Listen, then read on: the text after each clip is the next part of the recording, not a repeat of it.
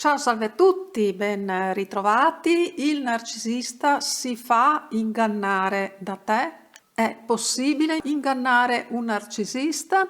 Leggo e commento una nota di Ivana che dice, in un commento a un video, riferendosi a una comica, dice Ivana: se esci a cena con un rappresentante della Caritas e paghi il conto, puoi tutto sommato aspettartelo, ma se a pagarlo un genovese, un portoghese, vuol dire che lì in quel caso hai fatto colpo. Quando mi rapporto con determinate persone il cui grado di empatia per provenienza, influssi culturali e sociali si esprime una calorosità, generosità, ospitalità, eccetera, riconosco che il frutto di tante attenzioni e molto garbo forse potrei non essere io ad ispirarle. Quindi in pratica Ivana vuole capire se un narcisista possa fraintendere una certa calorosità, una certa disponibilità che magari si può avere spinti da certe situazioni, in certi casi particolari, oppure se una persona semplicemente per il suo modo di fare, di essere, ha una certa calorosità, una certa espansività.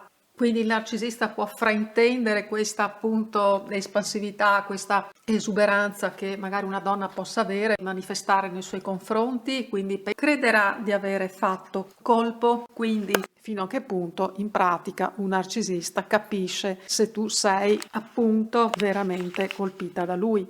Un narcisista, per sua particolare propensione e intima struttura, capta di norma una persona al volo e capisce cosa può prendere, soprattutto capisce, intuisce cosa può prendere di quella determinata persona e cosa in pratica gli può tornare utile della stessa, al di là di come si presenta, del suo livello culturale, della sua provenienza e così via.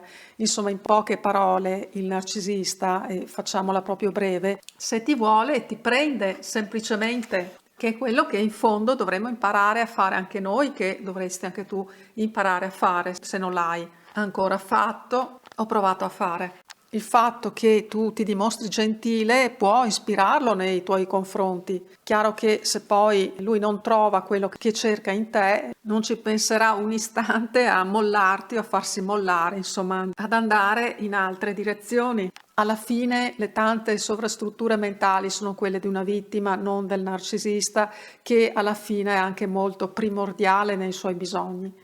Poi ogni narcisista ha la sua tipicità e si può generalizzare fino ad un certo punto, ma in linea di massima un narcisista si lascia ingannare, detto altrimenti, là dove può farsi ingannare, perché comunque la cosa non gli andrà a modificare la sua vita. Un narcisista lo ingannerai nel momento in cui sarai tu ad usare lui. Di solito è sempre il narcisista ad usare te e ad usare gli altri, a meno che non incontri un altro o un'altra narcisista, magari più narcisista di lui. La valutazione che il narcisista fa di te è prima di tutto strumentale. La prima cosa che capta è appunto quanto gli puoi servire, questo che interessa in definitiva un narcisista. Agisce in base a quello, in base ovviamente alla convenienza, a quello che di te torna utile, ma anche sicuramente in base a quello che gli ispiri, se ti avvicini a un suo modello di donna, ad esempio, o di uomo nel caso di una donna narcisista, se gli smuovi qualche emozione, perché un narcisista ricerca comunque anche le emozioni. Se una donna riesce a stimolarlo in qualche modo, chiaro che anche questo ha la sua importanza, anzi ha una grande importanza per un narcisista, non è solo, poniamo, il lato materiale o il lato della mera visibilità che può trovare in te, il fatto che magari se sei, poniamo, una bella donna, lui può accompagnarsi a una donna che metta anche lui un po' in vista. Quindi, in conclusione, non inganni il narcisista e non lo ingannerai nella misura in cui è lui che otterrà di averti, che potrà disporre di te e che soprattutto sarà in grado di condizionare i tuoi sentimenti che andranno in sua direzione immancabilmente, se è quello che vuole, a meno che tu non abbia imparato, perché si tratta anche di questo, a scegliere tu chi vuoi e sapere bene ciò che vuoi senza derogare su quello che tu vuoi veramente, che desideri veramente.